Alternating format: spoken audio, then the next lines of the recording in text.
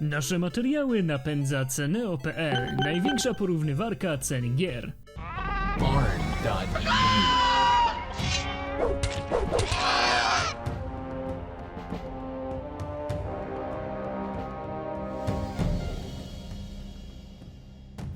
Początek nowego tysiąclecia był dla niewielkiego niemieckiego studia Piranha Bytes przełomowy. W 2001 roku podbiło serca fanów RPG swoim Gothikiem. W 2002 po błyskawicznym procesie produkcyjnym mogło pochwalić się jego godnym następcą. W 2003 podniosło poprzeczkę rozszerzeniem Noc Kruka. Nic więc dziwnego, że po pierwszym potwierdzeniu w kwietniu 2004 roku, że Gothic 3 powstaje, zebrana wokół serii społeczność fanów z zapartym tchem czekała na wysyp nowych wieści na jego temat.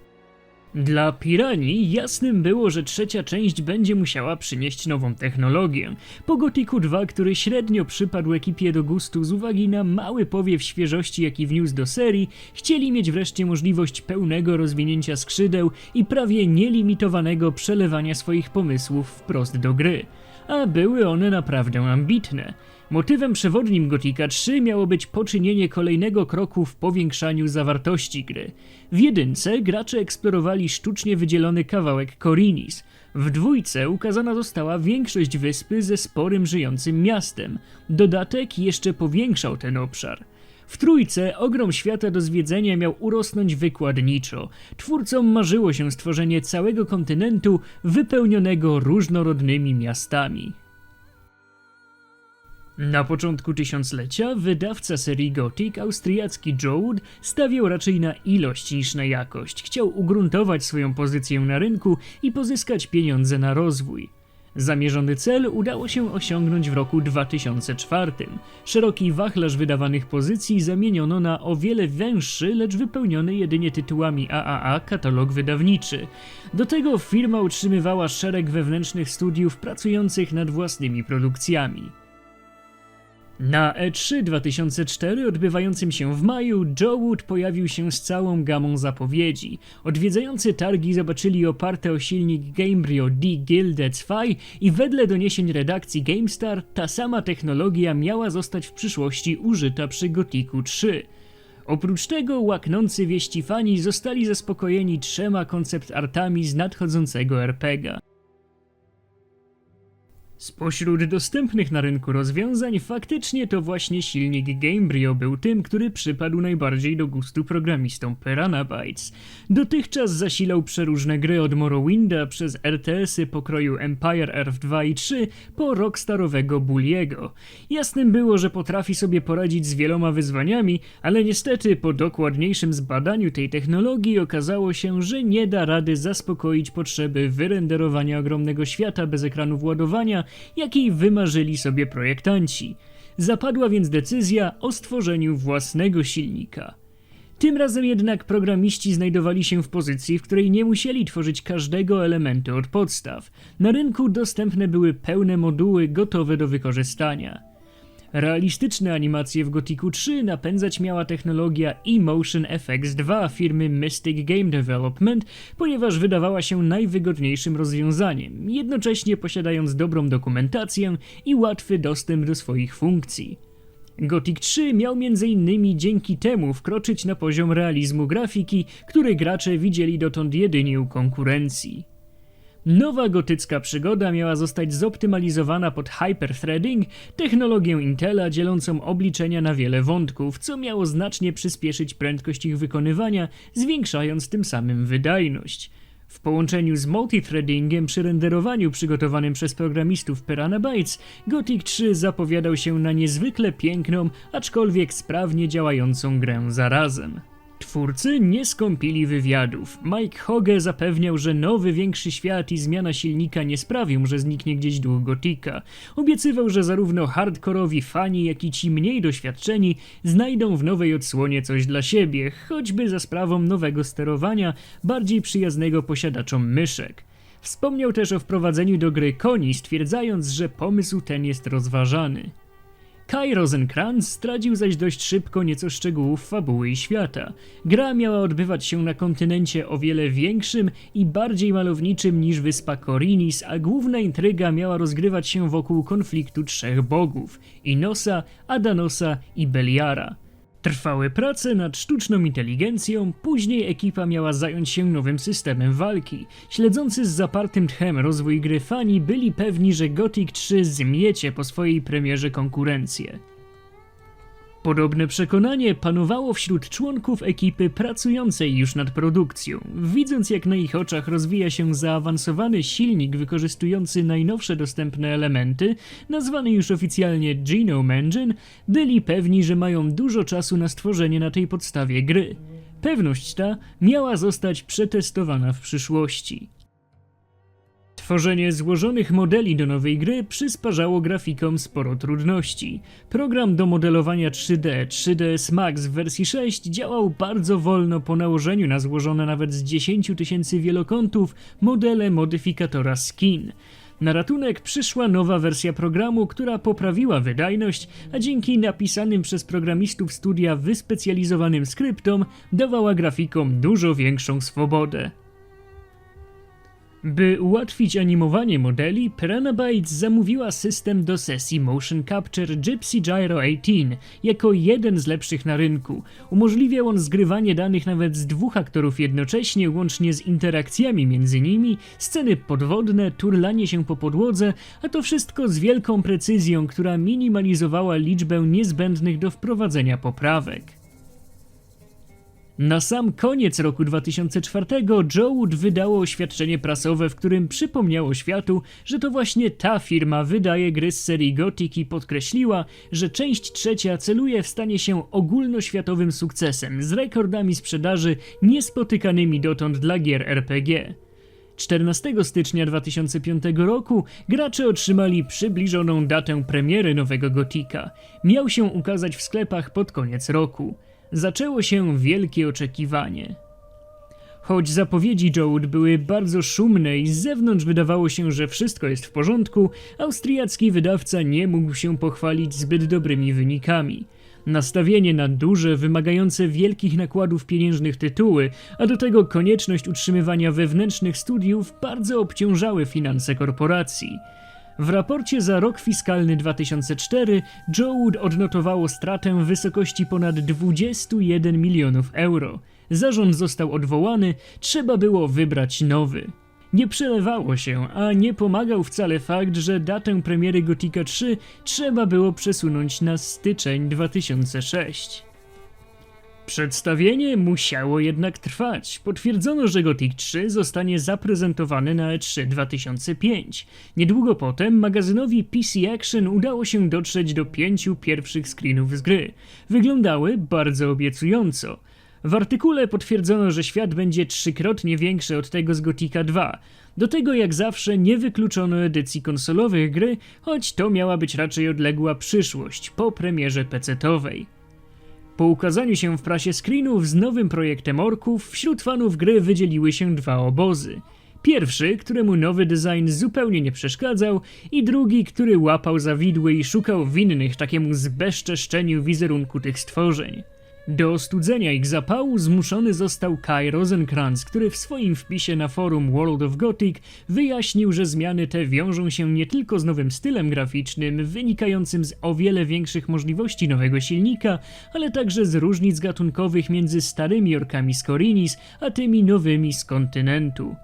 Podczas gdy tamci byli głupimi maszynami do zabijania, orkowie, których bezimienny miał spotkać na swojej drodze w Myrtanie, byli rozumni, potrafili mówić i mieli swoją kulturę. Otwierało to drogę ku wielu nowym, niespotykanym w serii rozwiązaniom, takim jak wykonywanie misji dla orków. W maju 2005, niedługo przed E3, serwis World of Gothic zdołał przeprowadzić wywiad ze Stefanem Bergerem, Johannem Ertlem z Joe Wood oraz Kaiem Rosenkrantzem z Piranha Bytes. Wszyscy trzej panowie wyrażali się o sobie z wielkim szacunkiem, kładąc nacisk na wspaniałe relacje między wydawcą a deweloperem.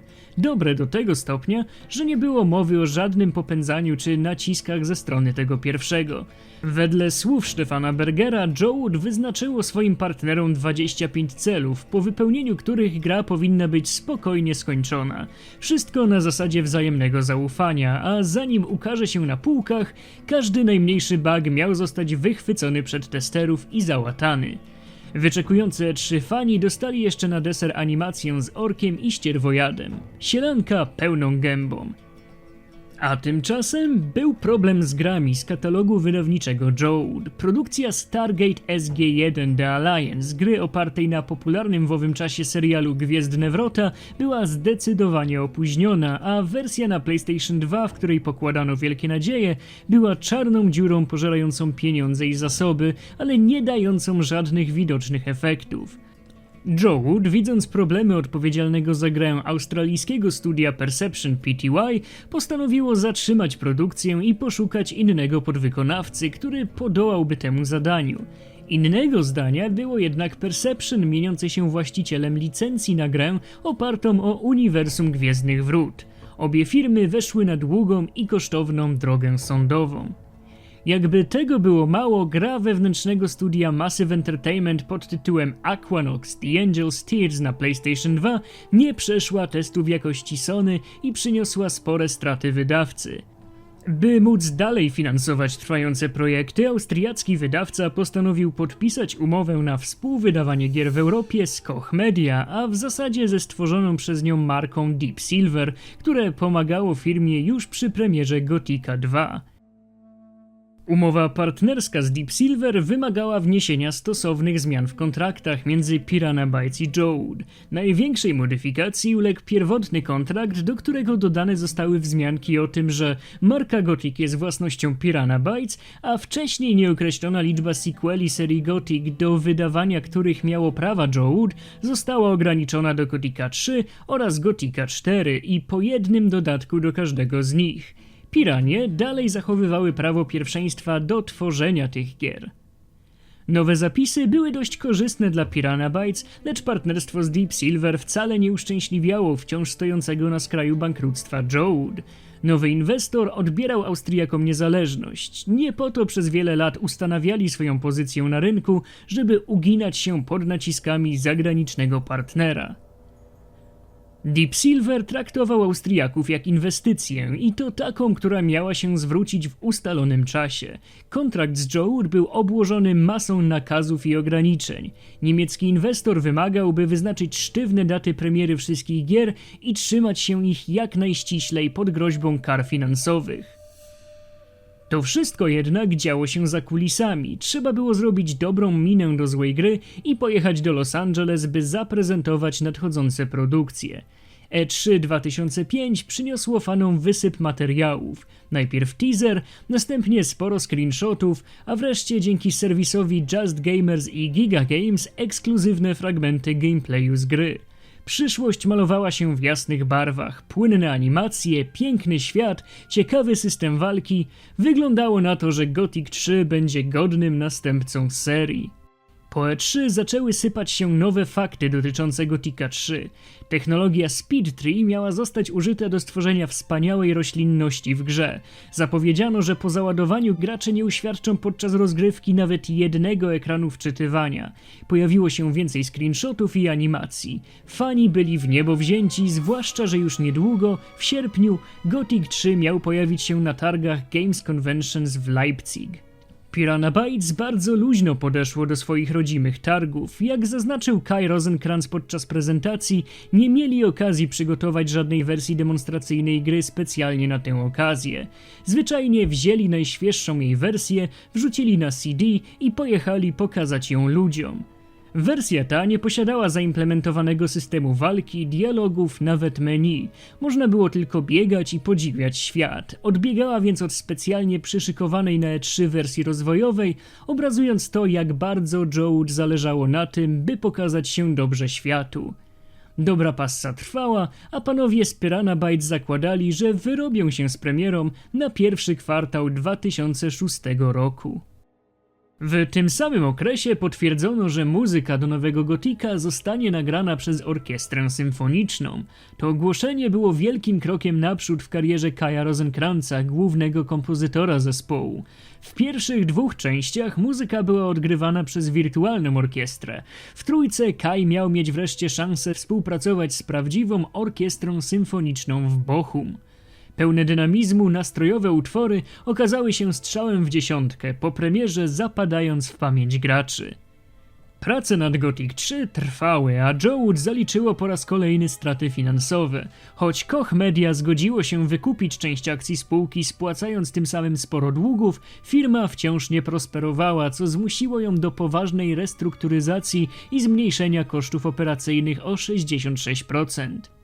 Zarząd JoWood zadecydował, że wszystkie wewnętrzne studia firmy, z racji tego, że i tak przynosiły głównie straty, zostaną zamknięte, a profil korporacji zostanie zmieniony na czysto wydawniczy. Wtedy też po raz pierwszy od rozpoczęcia prac w wywiadzie osoba z Piranha Bytes przyznała, że nie dadzą rady zrobić wszystkiego, co sobie wymarzyli. Był to Kai Rosenkrantz opowiadający o tym, że muszą odpuścić sobie przerywniki filmowe podczas gry z uwagi na to, że kosztowałyby zbyt wiele.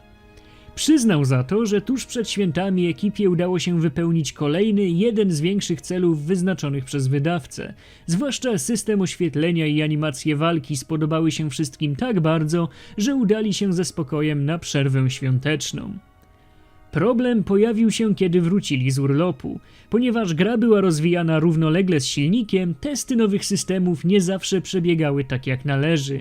I chociaż wspomniane przez Kaja oświetlenie faktycznie działało świetnie jeszcze w grudniu, w styczniu, kiedy dodano więcej postaci niezależnych z własnymi rutynami, wyszukiwaniem ścieżek, wszystko się posypało.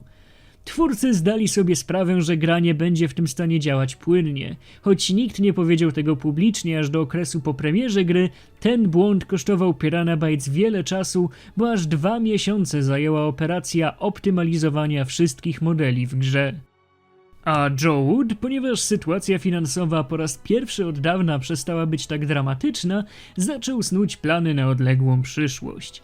Na spotkaniu z udziałowcami spółki, by nie stracić zainteresowania inwestorów, wspomniano o Gothicu 4, MMORPG w uniwersum Gotika, Gothicu na konsolę, a także projekcie o nazwie Gothic Episodes. Oczywiście wszystko to było dobrze brzmiącą dla trzymających pieniądze osób papką i niczym ponadto. Tymczasem w planie wydawniczym JoWood premiera Gothica 3 ustanowiona została na wrzesień 2006, co nie dziwi, biorąc pod uwagę ogrom prac nad optymalizacjami, który wciąż czekał twórców. Dopiero w marcu 2006 dane było graczom ponownie zobaczyć Gothica 3. Na zorganizowanym w Wiedniu przez JoWood spotkaniu został pokazany najświeższy screenshot z nowej gry i zdawało się, że wszystko jest na swoim miejscu. Nowy interfejs, postaci niezależne, bohater w zbroi. Gdzieś w międzyczasie zagubił się pomysł z wierzchowcami, na których można by przemierzać świat. Prototyp powstał, ale nigdy nie był na tyle doszlifowany, by go pokazać. Później zaś zabrakło czasu na jego dokończenie. Gracze mieli więc wędrować po świecie na nogach bohatera. A tymczasem Gothic 3 zawędrował do Stanów Zjednoczonych, gdzie za sprawą tamtejszego wydawcy Aspyr Media został zaprezentowany na Game Developers Conference w San Jose. Wydarzenie to odnotował serwis IGN, który przyrównał Gothica 3 do Obliviona i pochwalił system walki niemieckiej gry. Wedle redaktora serwisu, dzięki kamerze z perspektywy trzeciej osoby i szerokiej gamie ruchów, przynajmniej na tym polu Gothic przewyższał kolejną odsłonę The Elder Scrolls. Na E3 2006, które odbyło się niedługo później, Gothic 3 zaprezentował się już w pełnej krasie. Ukończono większość świata, system walki był gotowy, wprowadzono także magię. Pojawił się oficjalny trailer, a prócz tego liczne fragmenty gameplayu. Amerykańskie media były zaskoczone jakością nowej gry Piranha Bytes. Niedługo potem zapowiedziano, że w czerwcu ruszą nagrania głosów do gry, a więc i scenariusz był na ukończeniu. W lipcu zaczęły pojawiać się pogłoski, że premiera będzie miała miejsce 13 października. Sierpień przyniósł informację o zmianie wyglądu głównego bohatera. Dotąd w wersjach pokazowych występował podobny do Diega z poprzednich części człowiek, który nie był bezimiennym. Dopiero teraz pokazano ostateczny wygląd bohatera, bez kucyka, który nosił dotychczas. Gra nabierała ostatecznych kształtów, członkowie Piranha Bytes widziani chociażby na Games Convention zdawali się być w dobrych nastrojach. Media rozpływały się nad stabilnością wersji, którą miały okazję widzieć podczas targów. Pojawiły się także oficjalne wymagania sprzętowe. Wedle doniesień, jeśli komuś działał Oblivion, miał zadziałać mu również Gothic 3. 12 września 2006 roku o godzinie 2:20 w nocy Gold Master trzeciej części Gothica trafił do tłoczni. Co mogło pójść źle? Ano bardzo wiele. Wersja ta trafiła do testerów, którzy choć uskarżali się na drobne błędy graficzne i okazjonalne wizyty na pulpicie, ogólnie nie mieli z grą zbyt wielkich problemów. Niestety, po kilku dniach przestawał działać zapis i odczyt gry. Goldmastera trzeba było wycofać, naprawić i jak najszybciej ponownie odesłać do tłoczni. Tak też stało się 21 września, niesmak jednak pozostał. Skoro w wersji, która miała być finalna i dopieszczona została taka niedoróbka, to jak poprawiona na prędce kolejna edycja ma być wspaniałym Gothiciem 3, na którego wszyscy czekają? Czy aby na pewno gra jest skończona? Sytuację starało się ratować Joe, tłumacząc się gęsto z błędu i podkreślając, że październikowa data premiery została ustalona z Piranha Bytes i nie była ona wynikiem żadnych nacisków. Wydawcy tłumaczyli również, że ich deweloper ma własny styl pracy, który pozwala nawet w tydzień poczynić bardzo wielkie postępy, więc fani nie mają się czego obawiać. No ale co mieli powiedzieć? W końcu Joe nie mógł sobie pozwolić na zawiedzenie oczekiwań Deep Silver i stratę pieniędzy. Wrzesień był okresem, w którym w przeróżnych magazynach zaczynały ukazywać się recenzje i testy Gothica 3. Większość dużych czasopism wystawiła solidne oceny, wspominając o raptem pomniejszych błędach, jednak jeden, PC Powerplay, wyszedł przed szereg, umieszczając na okładce tytuł „Dlaczego Gothic 3 to wielkie rozczarowanie?”. Oczywiście wydawca musiał zareagować, jeszcze zanim magazyn trafił do sklepów. Po tym jak został rozesłany do prenumeratorów, redakcja otrzymała telefon od dyrektora marketingu Joe. Groził on, że zniszczy reputację magazynu, namówił kolegów z branży do zbojkotowania go i już żaden reklamodawca nie zechce z nimi współpracować. Niedługo potem zadzwonił również prawnik żądający zamalowania na czarno napisu na okładce. Tak się jednak nie stało, a numer trafił do kiosków. Opisująca ogrom błędów recenzja zakończona była i tak dość pozytywnym wynikiem 67%. Wtedy to community manager Joe, Johan Ertl, zaczął się tłumaczyć na forum World of Gothic. Przede wszystkim zaprzeczył, jakoby wersja oceniana przez PC Powerplay była tą końcową. Według niego magazyny opierały swoje recenzje o pierwszego Goldmastera, a nawet wcześniejsze edycje. Do tego zaprzeczył, jakoby premiera Gothica 3 była pospieszana, zapewnił, że ostateczna wersja gry będzie wolna od wszelkich błędów, a żeby nie być gołosłownym, zgodził się zawrzeć z użytkownikami forum umowę.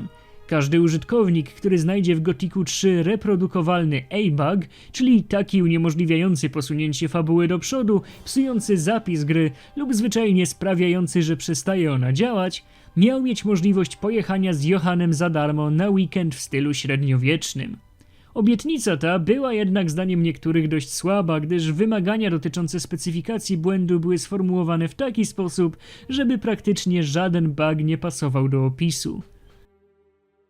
Reszta magazynów podeszła do Gothica 3 z dość dużym optymizmem, choć oczywiście opinie różniły się między redakcjami. Jedne, te z mocnymi komputerami, chwaliły Gothica 3, wskazując co najwyżej na pomniejsze błędy, które miał załatać patch na premierę. Inne, te bardziej amatorskie, z gorszym sprzętem, narzekały na okropne wręcz spadki liczby klatek na sekundę. I faktycznie niedługo potem Joe przyznało, że Gothic 3 prawdopodobnie nigdy nie będzie działał dobrze na jednorodzeniowym procesorze ze względu na użytą w nim technologię. Stało się. 13 października 2006 roku Gothic 3 trafił na półki sklepowe, a równocześnie w sieci ukazał się pierwszy patch do gry. Fani mogli wreszcie położyć ręce na następcy swoich ulubionych gier.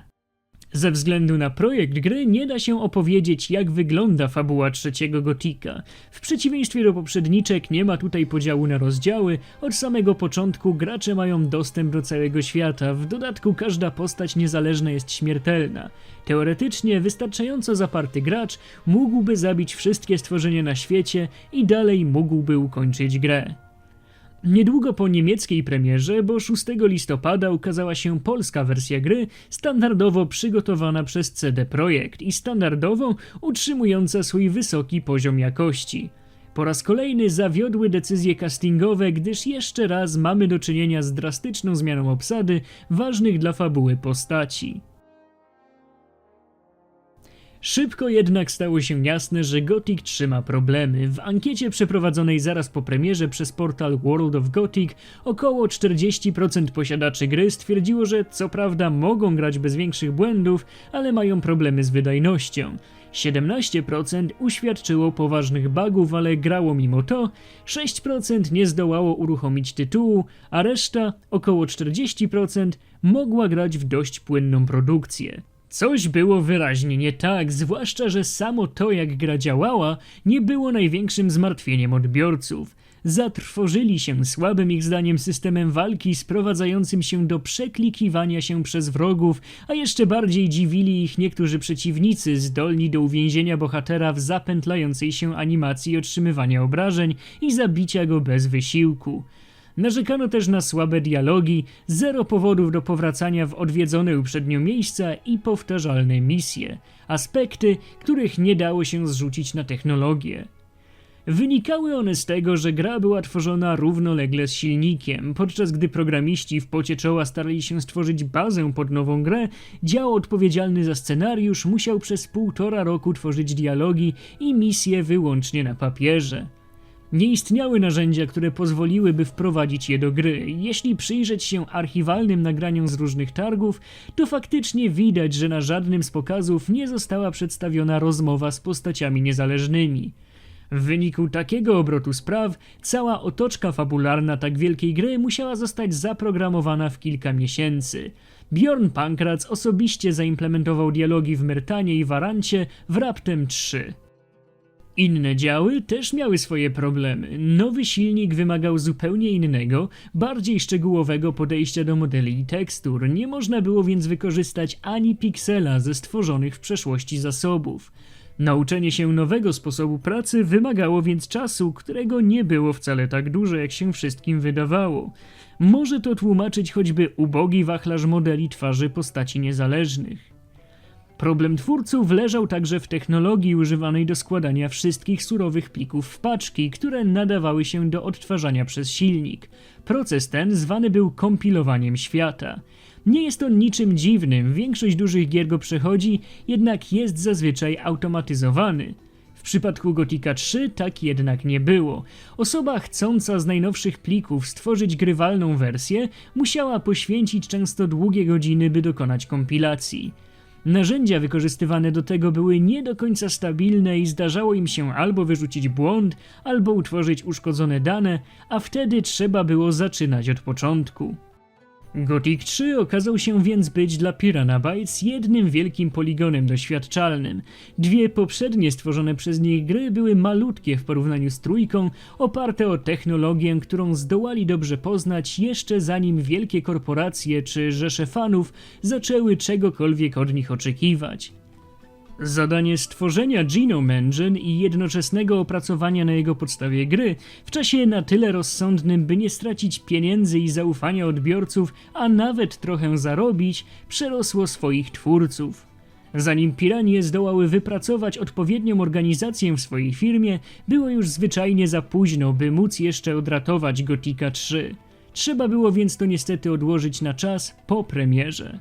Po wydaniu drugiego patcha Piranha Bytes zorganizowało sesję pytań i odpowiedzi na forum, co miało uspokoić nerwowych fanów.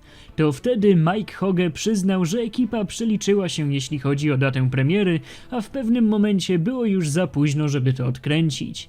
Po wykrytym błędzie w Goldmasterze sądzili, że dadzą radę wszystko połatać i będzie dobrze, ale w rzeczywistości potrzebowaliby jeszcze kilku miesięcy.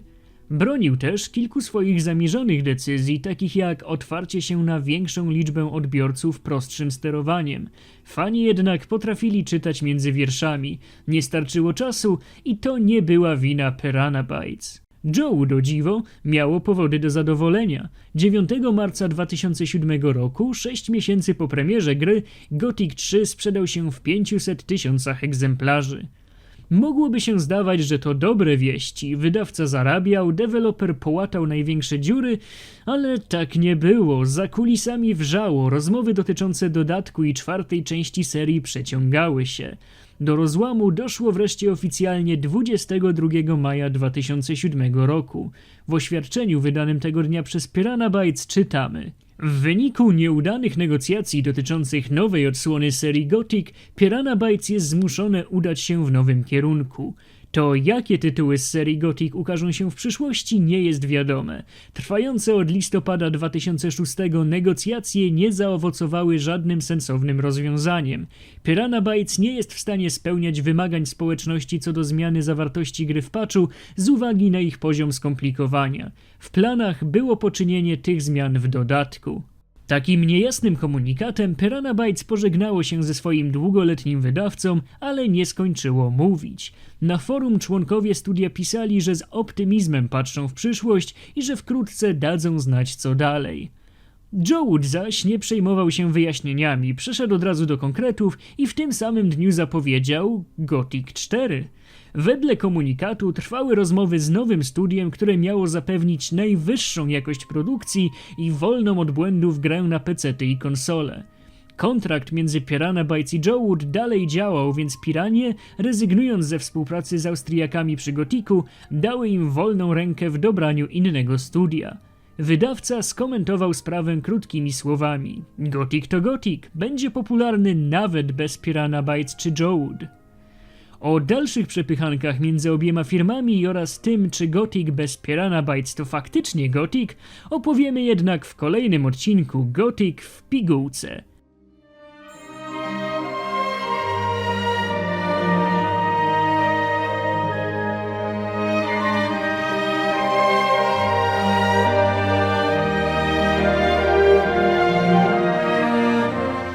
Jedno jest pewne, wszystko będzie w porządku.